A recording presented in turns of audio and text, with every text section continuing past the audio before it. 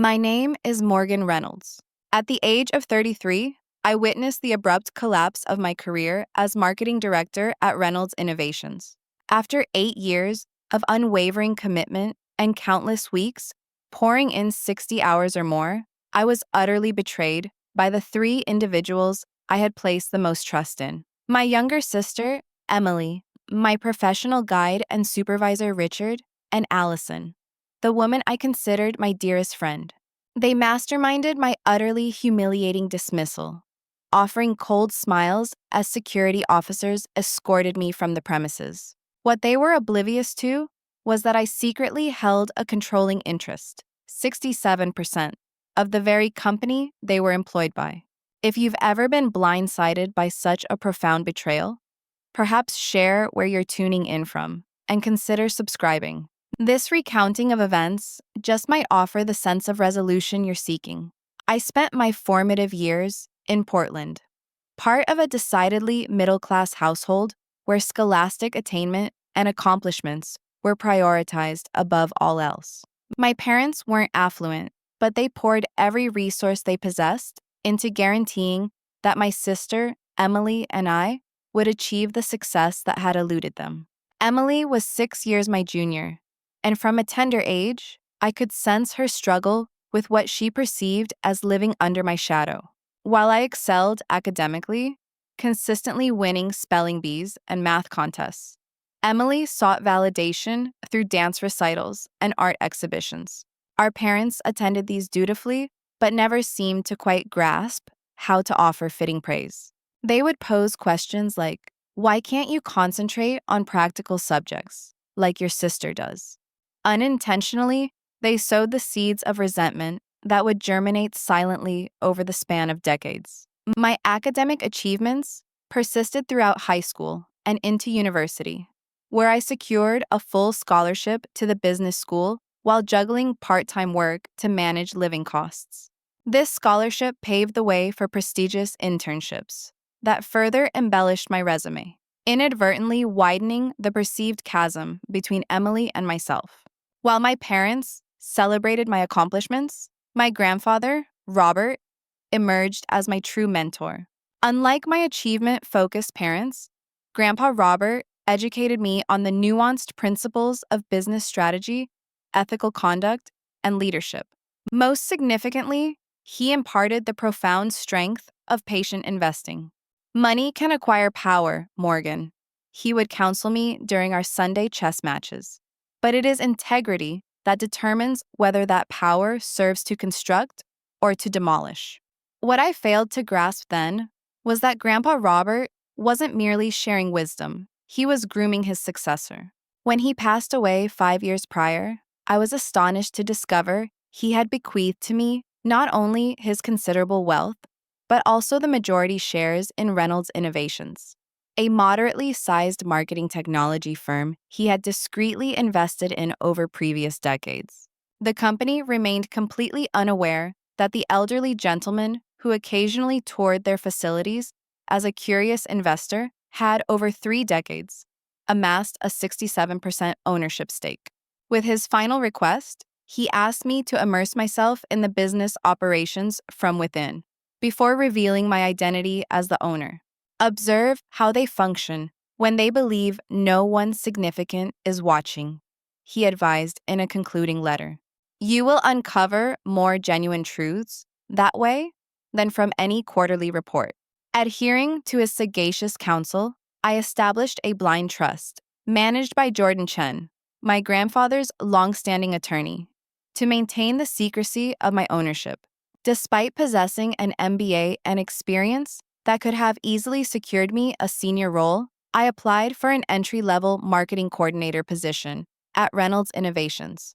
I presented my credentials, allowing them to assume I had no familial connection to the company's founder who shared my surname. My desire was to comprehend the company's dynamics from the ground up, to experience its culture as an employee rather than through the lens of an owner. During my orientation week, I encountered Allison Parker, a marketing specialist who graciously took me under her wing. Possessing a quick wit and seemingly sincere interest in guiding newcomers, Our connection evolved into a friendship that extended beyond office hours, leading to weekly dinners where we'd analyze workplace politics and share personal narratives. Within months, she became my most trusted confidant, the individual with whom I shared my aspirations, anxieties, and family challenges. When I eventually earned a promotion to marketing manager, Allison celebrated alongside me, never exhibiting any trace of the envy or rivalry that often poisoned professional relationships. Richard Blackwood, the marketing director and my immediate supervisor, became another figure I deeply trusted within my professional sphere. During our regular feedback sessions, he commended my strategic acumen while offering constructive criticism that genuinely enhanced my performance. When I expressed interest in eventually transitioning into a leadership position, he created opportunities for me to head projects and gain exposure among the executives. His mentorship appeared so genuine that I began to perceive him as the supportive professional father figure I had long yearned for. 2 years into my tenure at Reynolds, Emily graduated college with a degree in communications, but struggled to find employment in Portland's fiercely competitive job market. Witnessing her frustration and desiring to mend our increasingly strained relationship, I suggested she apply for an available social media coordinator role at Reynolds. I spoke with Richard, highlighting her relevant skills, but taking care not to overstate her abilities. When Emily secured the position, her initial gratitude was palpable, yet I detected an undercurrent of resentment that she had required my assistance at all. Still, I held on to the hope that working together might help heal our relationship as she carved out her own identity within the company. Over the subsequent 3 years, my contributions to Reynolds became substantial. I spearheaded award-winning marketing campaigns that boosted revenue by 32%. My innovative approaches to digital marketing garnered industry recognition, and internally, I cultivated robust relationships across various departments. I maintained the secrecy of my ownership, aspiring to advance based on merit rather than inheritance. Yet, as my professional standing ascended, I started noticing subtle shifts. Emily's increasing coolness towards me in the break room, Allison's sudden cancellations of our regular dinner plans, and Richard's growing tendency to hold private meetings immediately after our one-on-one sessions. Looking back, these were the initial warning signals I chose to disregard. The annual company retreat held at Mount Hood should have provided a relaxing respite from office politics, but instead, it marked the genesis of the end. While I facilitated team-building exercises I had dedicated weeks to preparing, I couldn't help but observe Emily captivating Richard and other executives during evening social gatherings with stories that portrayed her as the driving creative force behind projects that were, to our shared knowledge, primarily my work. She had perfected the art of employing we when recounting successes and subtly distancing herself from any initiatives that had not performed favorably. Even more disquieting, Allison had suddenly assumed the role of Emily's informal mentor, a position she had once held for me. I would turn a corner and find them huddled together, their conversations abruptly ceasing upon my approach. Lunches and coffee breaks that had formerly included me now transpired without invitation, and when I inquired about joining, there were always vague explanations about simply catching up on personal matters. Upon returning from the retreat, a significant opportunity emerged when our largest client requested a comprehensive brand refresh with an expanded budget. This was precisely the kind of high-profile project that could solidify my candidacy for the director position that was opening up with the current director's impending retirement. I immersed myself entirely in developing an innovative pitch that incorporated emerging technologies while respecting the client's established market presence. When I presented my concept to the team, including Richard and several senior managers, the reception was enthusiastic, with specific elements of my strategy eliciting appreciative nods and questions regarding implementation timelines. Richard scheduled a follow-up meeting for final endorsement, but inexplicably, the meeting was rescheduled twice without my knowledge. When I returned from lunch on the third rescheduled date, I discovered the meeting had not only occurred in my absence, but that major decisions had been finalized without my input. Even worse, Emily had been assigned to lead the execution of my campaign concept, with Allison providing senior oversight. When I challenged Richard about being excluded, his response was dismissive. He claimed they needed to act swiftly and that I wasn't at my desk, stating that Emily had stepped up with some excellent refinements to my original concept. Despite the blatant slight, I attempted to lend support to the project, offering Emily assistance based on my more profound understanding of the strategy. Her response cut deeply. She asserted that she had the situation handled and suggested I might focus on my own projects instead of attempting to micromanage hers. This interaction marked a distinct shift in the office dynamics. Colleagues who had previously sought my input began directing their questions instead to Emily or Allison. I found myself excluded from email threads concerning campaigns I had initiated, and invitations to meetings became increasingly infrequent. My mounting anxiety prompted me to examine company records after business hours. I uncovered altered meeting minutes that minimized or entirely omitted my contributions from the official documentation. When I confronted Allison regarding these changes, her response was a masterclass in gaslighting. She questioned if I was certain I was remembering correctly, remarking that I had seemed pretty stressed lately, and perhaps was confusing what I had suggested with what had actually been decided. One evening, working late to catch up on the projects that still fell under my responsibility, I overheard Richard speaking to board members in the conference room through the partially ajar door.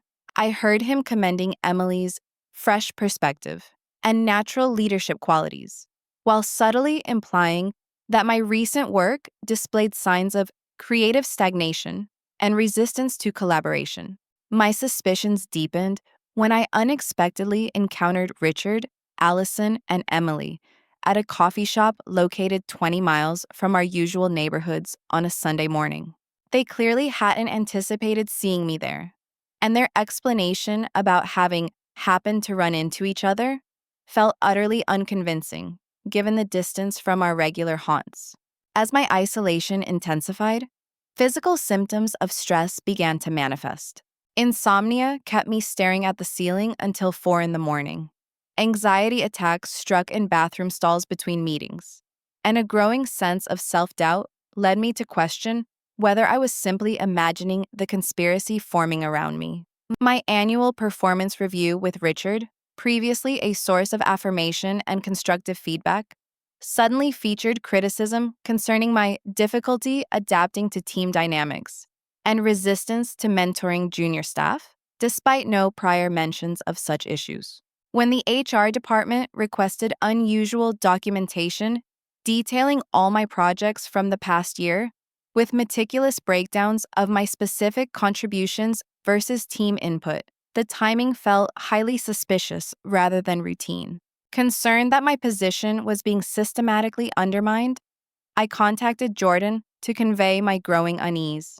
His advice was measured but reassuring. He urged me to document everything, forwarding relevant emails to my personal account and maintaining meticulous notes of all conversations. He stated that if they were constructing a case against me, we needed to be fully prepared, but he reminded me that I possessed options they were unaware of.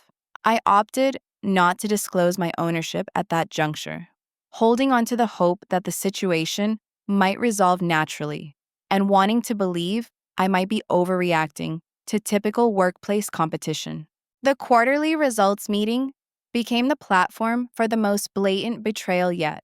As department heads convened in the main conference room, I watched in disbelief as Emily stepped up to the podium to present the marketing strategy for our forthcoming product launch. Slide by slide, she unveiled what was, in essence, my strategy, a concept I had developed over months of intensive market research and competitive analysis. with only superficial alterations to the color palette and terminology. The work I had confided in Richard during our mentorship sessions was now being presented as Emily's original creation.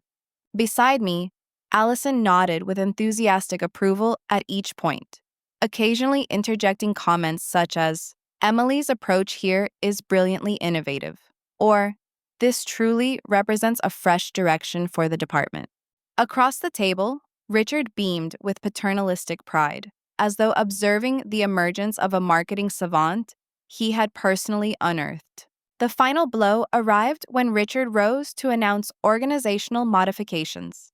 "Given the remarkable vision Emily has demonstrated," he declared, "I am delighted to announce her promotion to team leader for our upcoming projects." The room erupted in applause, while I remained frozen in my seat, humiliation searing through me as colleagues cast furtive glances to gauge my reaction. I maintained a professional demeanor through the remainder of the meeting, but the instant it concluded, I followed Emily to the parking garage, resolute in confronting her away from prying eyes. "That was my strategy," I stated, keeping my voice controlled despite the fury and hurt threatening to overwhelm me. "Every key element, every approach, even the phased implementation timeline. How could you possibly present my work as your own?" Emily's response was not denial, but a furious eruption of long-suppressed resentment. She railed about the years spent living in my shadow, constantly measured against my achievements, asking if I had any concept of what that felt like. When I reminded her of my role in helping her secure her position at Reynolds, her laughter was bitter and sharp. She dismissed my assistance, claiming I had only recommended her to enhance my own image, portraying myself as the benevolent older sister extending a hand to her struggling sibling.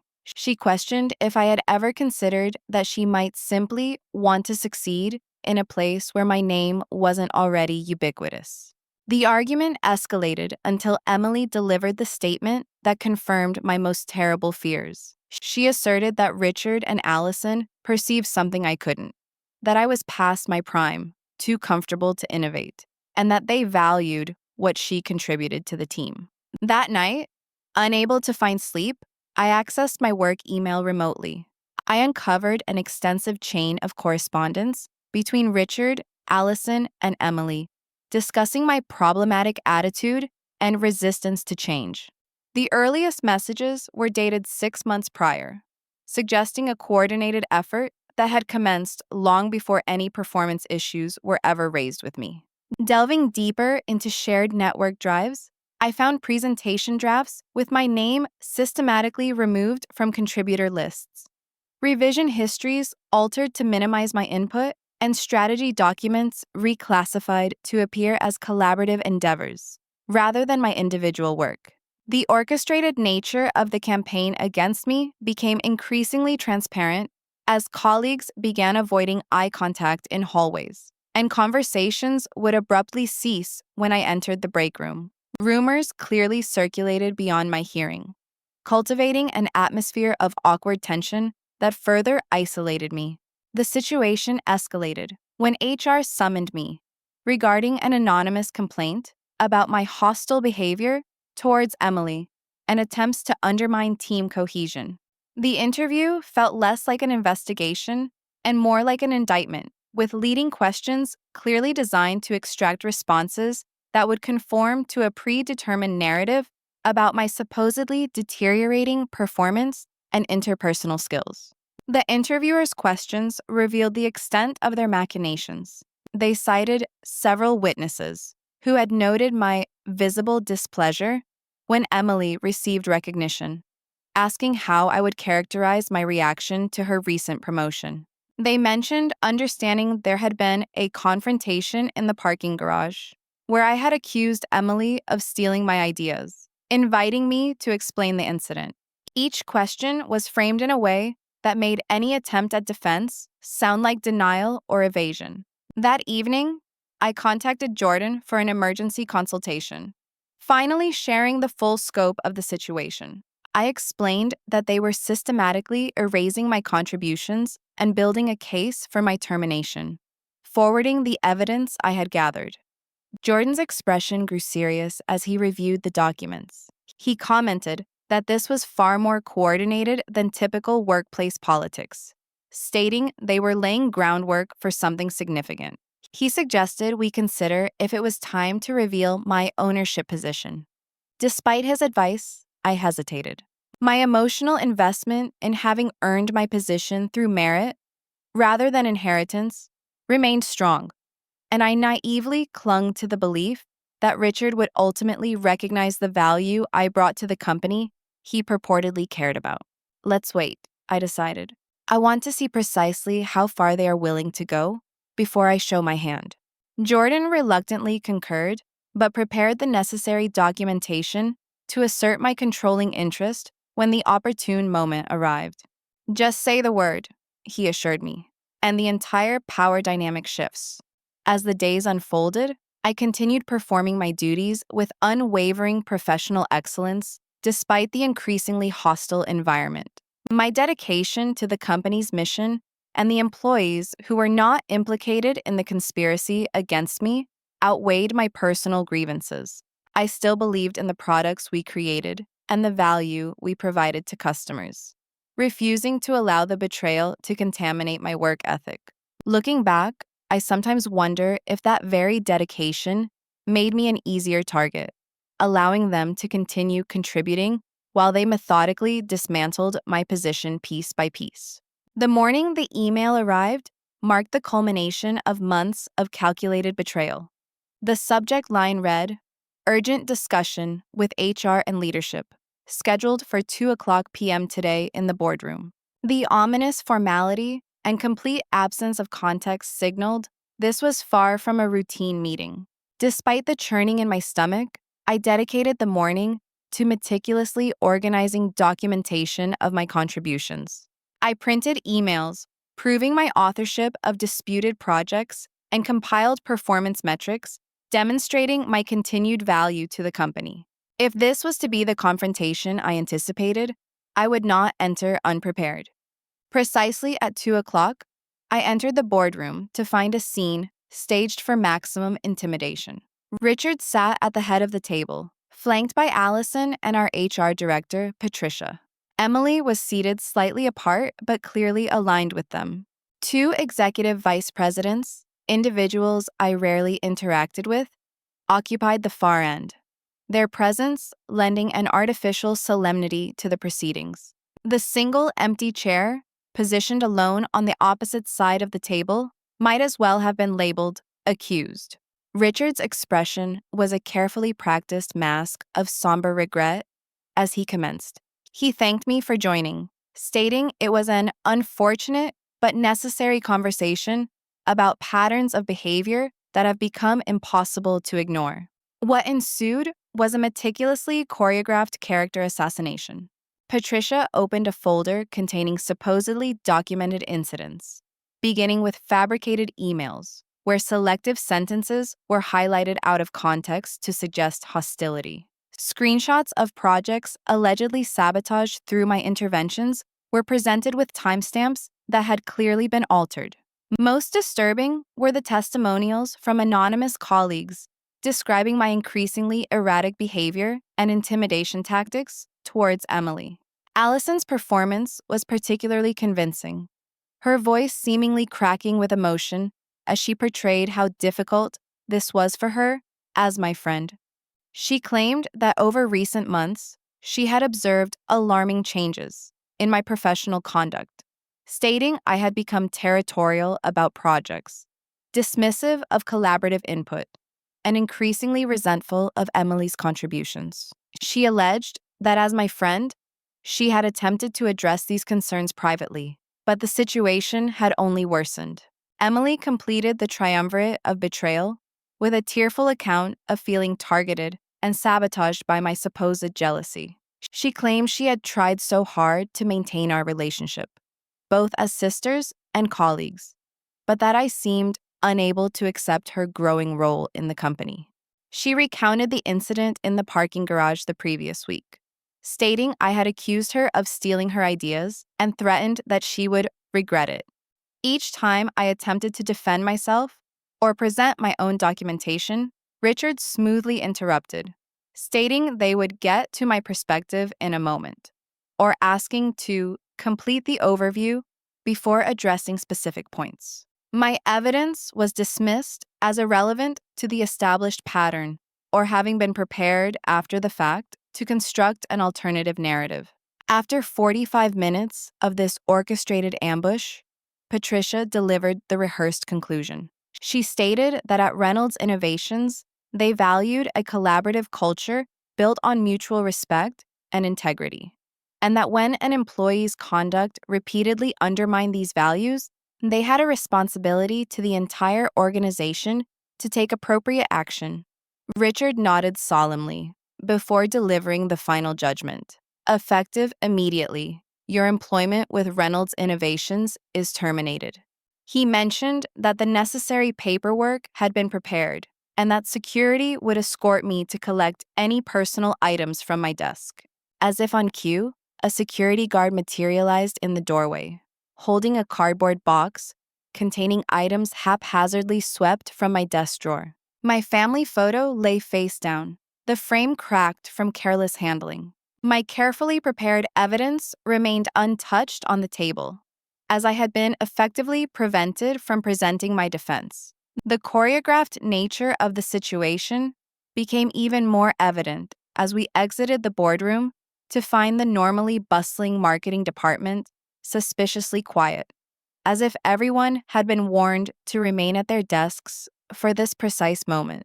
Eyes followed my progress through the open office area. Some colleagues looked away in embarrassment, while others watched with undisguised curiosity. As we passed her desk, Allison leaned close to whisper, "This is just business, Morgan. You should have played the game better." Emily kept her gaze averted, but I caught the momentary smirk that flickered across her face when she believed no one was observing. The security guard, clearly uncomfortable with his assignment, offered a quiet apology as we waited for the elevator, muttering, "Just doing my job. Nothing personal."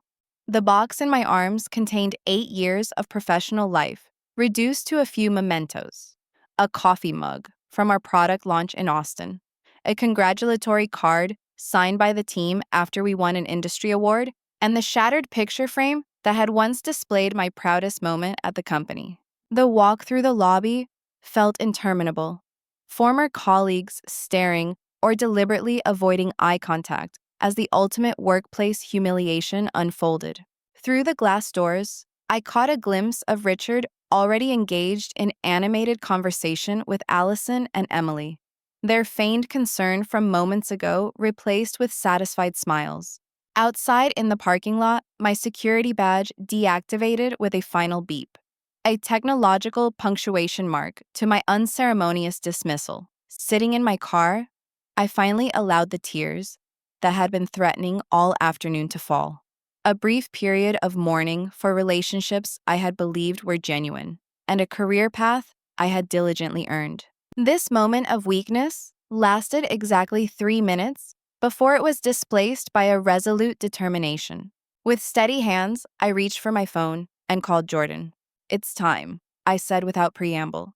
"I want to show Richard, Allison, and my sister exactly who truly owns Reynolds Innovations." The initial days following my termination unfolded in a haze of conflicting emotions. My apartment mirrored my mental state. Takeout containers piled beside my laptop, unwashed coffee mugs accumulating on the coffee table, and blinds perpetually drawn against the spring sunshine that seemed to mock my plight. I cycled through grief, rage, and betrayal in an endless loop, replaying the boardroom ambush and analyzing every interaction leading up to it for clues I should have recognized sooner. Sleep came in fractured bursts, interrupted by dreams where I was perpetually walking down the office corridor while colleagues turned away one by one. Jordan visited on the third day, arriving with a portfolio of company documents and a concerned expression that suggested I appeared worse than I realized. "You need to shower, Morgan," he stated bluntly, opening windows to dispel the stale air. "Revenge is a business best conducted with a clear head." As I made myself presentable, Jordan spread financial records across my dining table, highlighting discrepancies that had escaped my attention during my employment. Richard, it appeared, had been planning to divest the company's research division, which internal metrics portrayed as underperforming.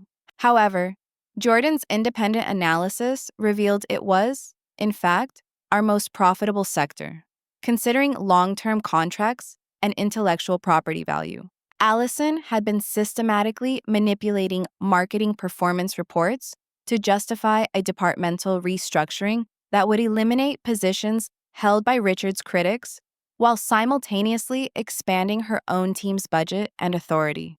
Most unsettling was Emily's new proposal, already circulating among leadership, to divert substantial resources to an external vendor for a platform rebuild that our in-house team could manage more efficiently. Jordan's investigation revealed the vendor was owned by Allison's college roommate, suggesting kickbacks that would have gone undetected without our heightened scrutiny. They weren't just pushing you out, Jordan concluded. They were strategically positioning themselves to extract maximum personal gain, while potentially jeopardizing the company's long-term stability. While building our case against the triumvirate consumed my daylight hours, evenings were dedicated to personal recovery. Acknowledging the heavy toll the betrayal had taken on my mental well-being, I began therapy sessions with Dr. Merritt, a specialist in workplace trauma. What you're experiencing is a legitimate grief response, she explained during our initial session. You've lost not just employment, but relationships you valued, and an identity intricately connected to your professional role. Acknowledge that grief before transitioning into action. Following her guidance, I developed a structured routine to reestablish my sense of control. Morning runs along the riverside to release pent-up anger, journaling sessions to process emotions without judgment, and meditation practices to center myself before strategic meetings with Jordan. The isolation that initially felt crushing gradually transformed into selective solitude as I discerned which relationships truly warranted my continued investment. Zoe Crawford, my college roommate who had relocated to Seattle years earlier, became my lifeline during this period. Unlike workplace friendships, complicated by professional dynamics, our connection was free of ulterior motives. During a weekend visit, I finally shared the complete story, including the secret ownership I had never even revealed to her. "Holy Morgan," she breathed, her wine glass frozen halfway to her lips. "You're basically Bruce Wayne." Her straightforward perspective cut through my emotional confusion. She observed that they had betrayed me because they had underestimated me, assuming my power derived solely from my position, failing to recognize the inherent strength that existed independent of any title. "Now," she stated, "you get to show them who you really are." Zoe's unwavering support and external viewpoint helped sharpen my focus beyond the immediate desire for retribution. "The best revenge isn't destroying them," she pointed out. "It's building something superior to what they could ever imagine, while simultaneously ensuring they face consequences for their actions." Her words resonated with my grandfather's teachings concerning responsible leadership, redirecting my focus from personal vindication to corporate responsibility. The company employed over 200 people whose livelihoods depended on its continued prosperity, irrespective of the leadership failures at the top. Working alongside Jordan and financial advisor Tamara Kingsley, I devised a comprehensive improvement plan centered on fostering innovation and prioritizing employee well-being, rather than the cost-cutting measures Richard had increasingly favored. Our audit revealed that his leadership style had fostered a culture of fear that stifled creativity, while rewarding those who aligned with his personal agenda, rather than those who produced exceptional results. "Companies reflect their leadership," Tamara noted during one planning session. "The cultural problems originated at the top and permeated downwards. Replacing figureheads without addressing the underlying issues would merely perpetuate the cycle with different individuals." As the strategy solidified, I immersed myself in researching healthy corporate cultures, employee retention, and satisfaction metrics that could fundamentally transform Reynolds Innovations beyond simple profitability. Each evening, I meticulously practiced delivering the key points of our upcoming presentation, anticipating potential objections and preparing responses that would redirect the focus to the company's welfare rather than personal grievances. The night preceding the scheduled board meeting, I visited my favorite boutique to select the perfect attire for the confrontation, something that conveyed authority without appearing aggressive. The navy blue suit and subtle gold accessories symbolized my transformation from victim to leader, an external manifestation of the internal shift these weeks of preparation had forged. For the first time since my termination, I slept peacefully through the night, waking refreshed with absolute clarity about the day ahead. My morning ritual became a sequence of empowerment. I brewed the special reserve coffee I reserved for significant occasions, reviewed my grandfather's letters on integrity and business acumen, and finally placed his worn chess piece, a queen carved from rosewood, into my jacket pocket as a tangible reminder of his presence. As I applied the finishing touches to my appearance, my phone chimed with a text message from Emily. "Hope you're doing okay. We should talk sometime." The transparent insincerity, after weeks of silence, confirmed I was making the correct decision. Without responding, I focused on the final preparations for the board meeting. Jordan arrived precisely at 8:30, accompanied by 2 associates, carrying leather portfolios containing our meticulously prepared documentation. He confirmed that the board members had been notified of an emergency session, telling them it concerned quarterly projections requiring immediate attention, ensuring all key players would be present. During the drive to corporate headquarters, nervous anticipation gave way to absolute certainty. The company I had helped build, the one my grandfather had entrusted to me, deserved leadership that prioritized collective success over personal gain. Whatever personal satisfaction might arise from today's revelation was secondary to restoring integrity to Reynolds Innovations. As we pulled into the executive parking area, I touched the chess piece in my pocket one final time. "Let's go show them who really owns the board," I said to Jordan, stepping out of the car with the quiet confidence that comes from knowing you possess the truth.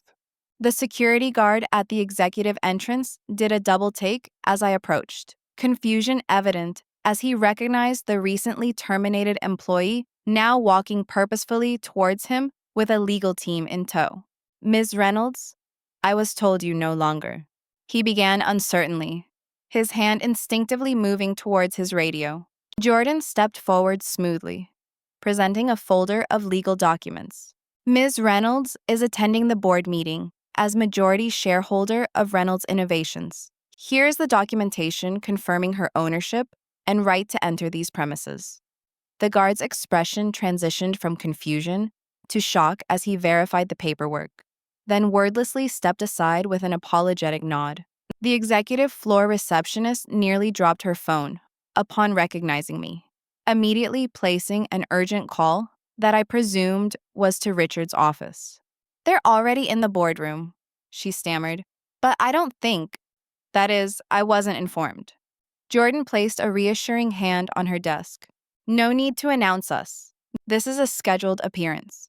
The boardroom doors were closed, but through the frosted glass, I could discern silhouettes gathered around the table. Taking a deep breath, I savored the final moment before everything would irrevocably change, then pushed the doors open with deliberate calm. Inside, the scene was precisely as Jordan's intelligence had predicted. Richard stood at the presentation screen, displaying graphs of the proposed restructuring. Board members were arranged around the mahogany table with varying expressions of engagement. Allison was taking notes with the satisfied air of someone whose plans were unfolding perfectly.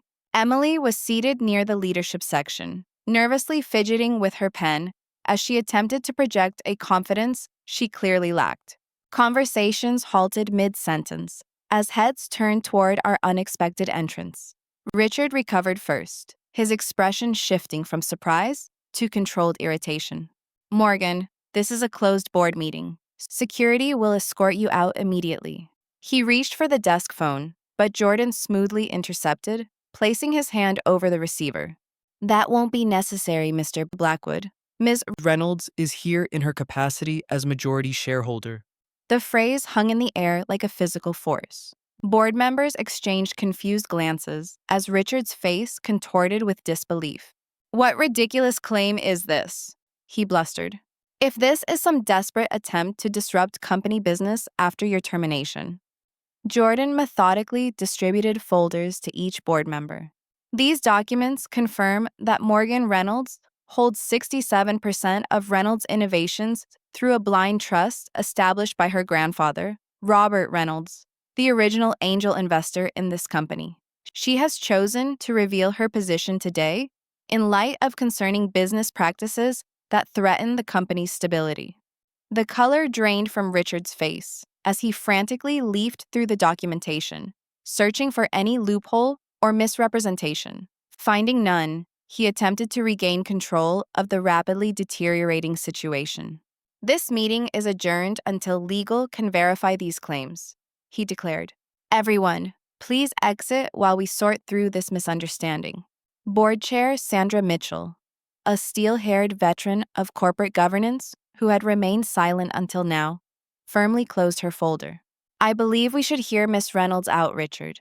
These documents appear entirely legitimate, and if she indeed holds controlling interest, this discussion falls precisely within her purview. Richard's expression hardened as he realized his authority was dissolving. This is a vindictive stunt, following a justified termination for performance issues, he retorted. Ms. Reynolds has demonstrated exactly the unstable behavior pattern that necessitated her removal. Rather than engaging with his accusations, I moved calmly to the presenter's position, connecting my laptop to the display system. I appreciate your concern for the company, Richard, I said professionally. Let's examine the performance issues in detail, shall we? The screen changed, displaying the first of our meticulously prepared slides, a financial analysis comparing reported marketing performance metrics with actual results extracted from raw data. These discrepancies between reported figures and actual performance warrant explanation, I continued, advancing through the evidence without emotional accusations. Similarly concerning are these communication records indicating coordinated efforts to remove key contributors through manufactured performance issues. Email screenshots appeared on screen, including messages between Richard, Allison, and Emily, discussing their strategy to undermine my position through gradual isolation and altered documentation. Allison attempted to intervene, rising with practiced indignation. These are private communications taken out of context. Morgan clearly obtained these improperly after her termination. Jordan smoothly countered, as majority shareholder, Ms. Reynolds has legal right to review any company communications relevant to operational concerns. Furthermore, these were obtained through authorized access using her ownership credentials, not her former employee access. Board members leaned forward with increasing interest as the presentation continued, revealing the systematic manipulation that had occurred, not just against me, but throughout company operations. When confronted with evidence of the planned division sale that would have stripped valuable intellectual property from the company, Richard's composure finally shattered. The research division is a financial drain, he yelled. Any competent business person would recognize the necessity of cutting our losses. His defense only opened the door to more damning evidence. As I presented the actual profitability figures his reports had obscured, Emily, sensing the rapidly shifting dynamics, attempted to distance herself from the unfolding disaster. I was only following directions, she interjected, her voice quavering. Richard and Allison told me this was standard corporate strategy. I had no idea they were manipulating numbers or targeting Morgan unfairly. Her immediate betrayal of her former allies provoked a savage response from Richard. You are eager enough to take her position, he snarled. Don't pretend innocence now that your ambition has consequences. The boardroom fell silent as his outburst exposed the true character beneath the polished executive facade. Board members who had previously supported his initiatives now regarded him with visible concern, re-evaluating past presentations in light of these revelations. Rather than dwelling on personal vindication, I transitioned to the final section of our presentation, a comprehensive business improvement plan addressing the structural and cultural issues that had enabled such manipulation to flourish. Reynolds Innovations possesses extraordinary potential, I stated, hampered by leadership practices that prioritize personal advancement over company welfare. These recommendations will establish transparency safeguards, ethical guidelines, and accountability measures to ensure such situations cannot recur. Sandra Mitchell, after conferring quietly with other board members, called for a vote on immediate leadership changes. In light of today's revelations, she announced, I move that we remove Richard Blackwood from his position effective immediately and appoint Morgan Reynolds as interim CEO while we conduct a thorough investigation into all matters presented today. The vote was unanimous. Richard's former supporters were notably quick to distance themselves from his now toxic presence.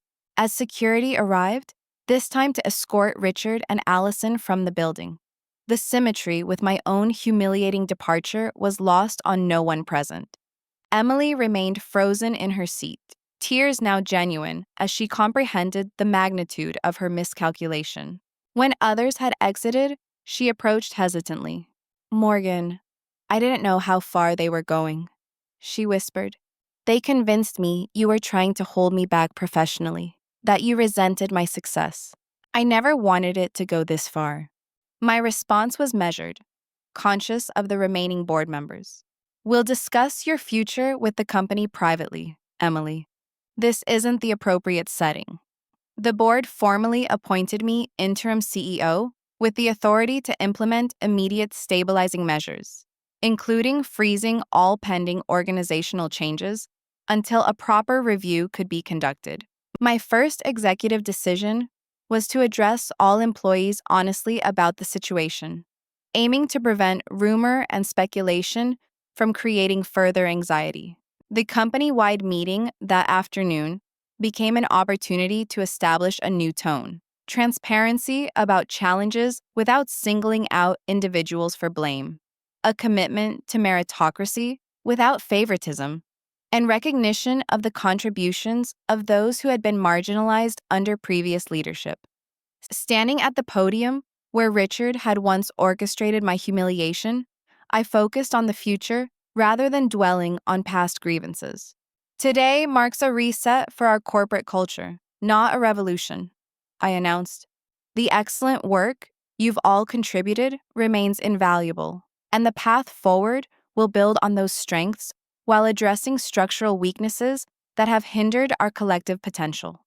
Employees exchanged glances of cautious optimism, whispers spreading through the auditorium as the dramatic reversal of fortune registered. By meeting's end, the nervous tension had largely dissipated, replaced by tentative hope, visible in straighter postures and thoughtful questions about upcoming projects. Walking back to the executive offices, which now included mine, I caught fragments of conversation suggesting the company might emerge stronger from this upheaval. Someone noted, finally, someone who actually understands the technical challenges.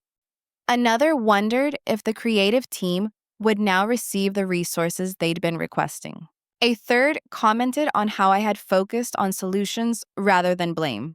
Each comment affirmed what I had suspected all along. The damage inflicted by Richard's leadership extended far beyond my personal experience, affecting the entire organization in ways that would necessitate time and consistent effort to mend.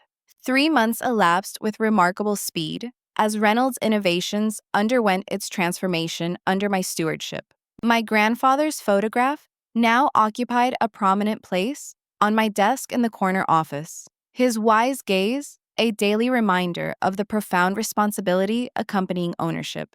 The initial chaos, following the leadership change, had given way to encouraging stability. With quarterly results, showing improved performance metrics, employee satisfaction scores steadily rising, and a renewed energy permeating hallways that had previously felt constrained by fear and politics. The independent investigation confirmed our initial findings, while also uncovering additional concerns requiring systematic address. Most gratifying was witnessing talented employees who had been marginalized under Richard's regime finally receiving recognition for their significant contributions. The most difficult conversation awaited me one Tuesday afternoon when I scheduled a private meeting with Emily in my office, choosing it over the more imposing boardroom. She entered hesitantly, the confident swagger of previous months replaced by genuine uncertainty about her future. "Am I being fired?" she asked immediately, remaining standing despite my gesture toward the visitor's chair. She added that she would understand if that was my decision. Setting aside the prepared talking points Jordan had suggested, I responded with the directness our relationship required. I explained that I had struggled with that question since assuming this position, acknowledging that her actions had contributed to significant harm, not only to me personally, but to the company culture. On the other hand, I stated, our family believed she had been manipulated by individuals with more experience and power. Emily finally sat, her eyes fixed on her hands, clasped tightly in her lap. "I was jealous," she admitted quietly. She confessed that everything had always seemed to come so effortlessly to me, and when Richard and Allison began suggesting I was holding her back, it had validated feelings she had carried since childhood. But she claimed she never thought they would take it as far as terminating my employment.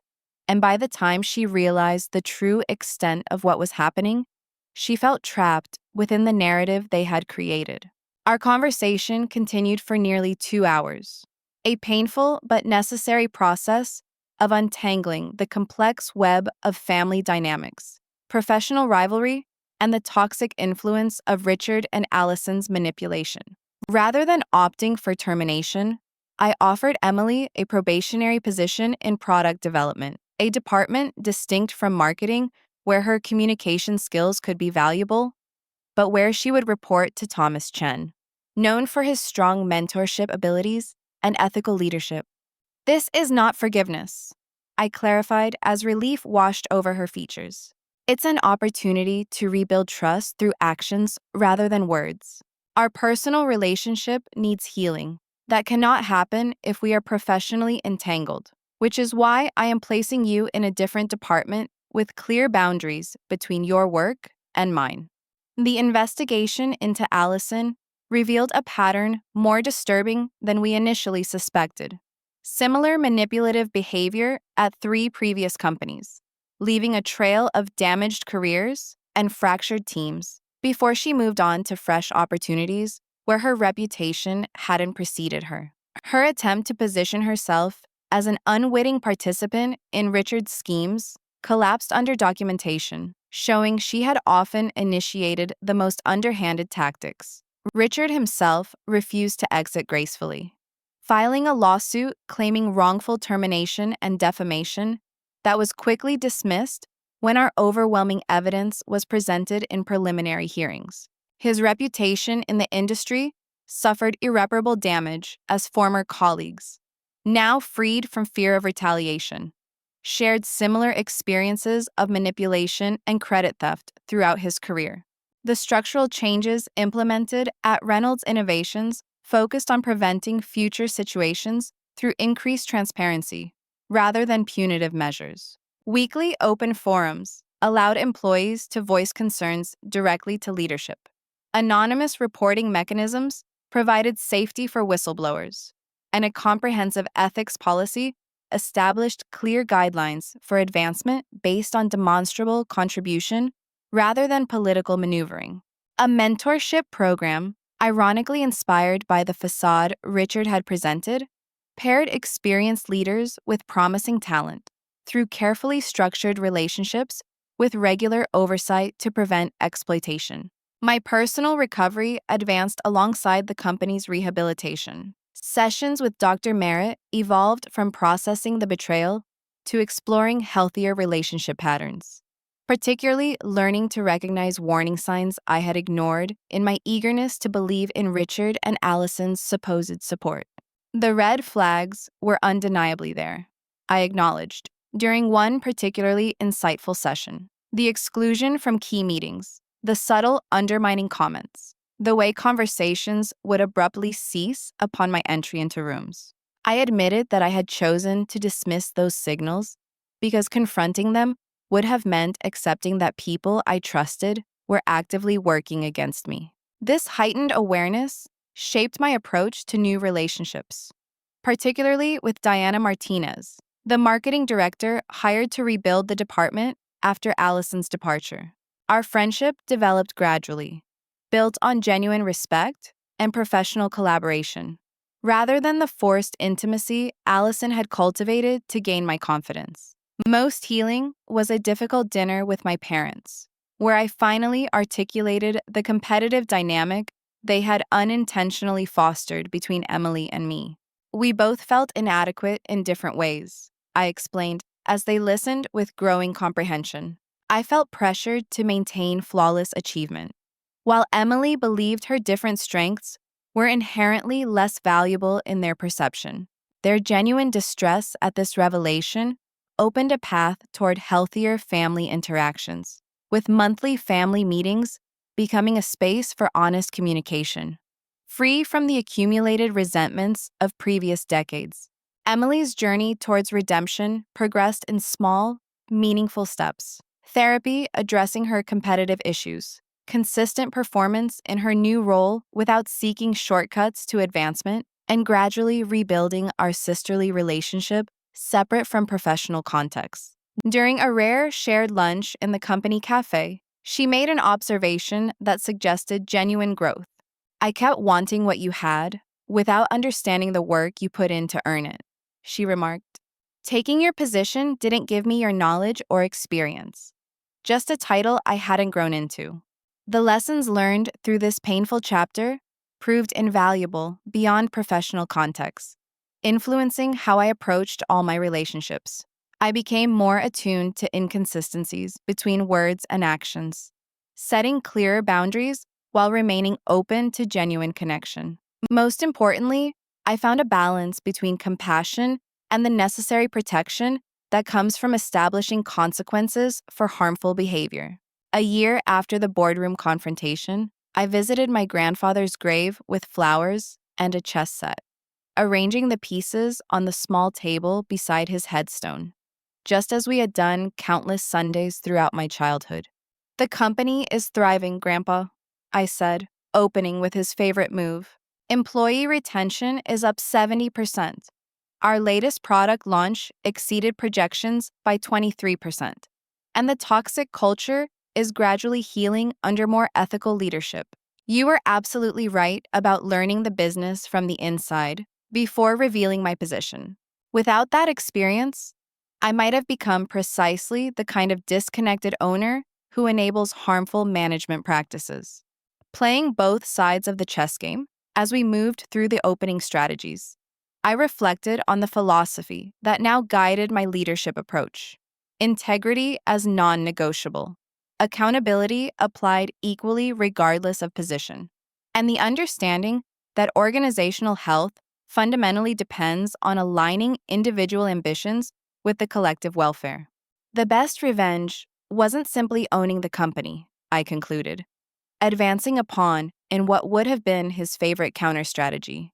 It was owning my own worth and creating something significantly better than what they tried to take from me. As shadows lengthened across the peaceful cemetery, I packed away the chess pieces with a sense of completion, rather than mere closure. The story, of course, would continue to evolve, but this painful chapter had been transformed into valuable wisdom rather than defining trauma. Have you ever experienced a betrayal that ultimately paved the way for unexpected growth? I would truly welcome hearing your stories in the comments below. Sometimes, our most painful experiences can become our greatest teachers, revealing strengths we never realized we possessed. If this story resonated with you, please consider liking, subscribing, and sharing it with someone who might need to hear that setbacks can often become setups for something far better. Thank you for listening to my journey. May your own challenges illuminate the power that has been within you all along.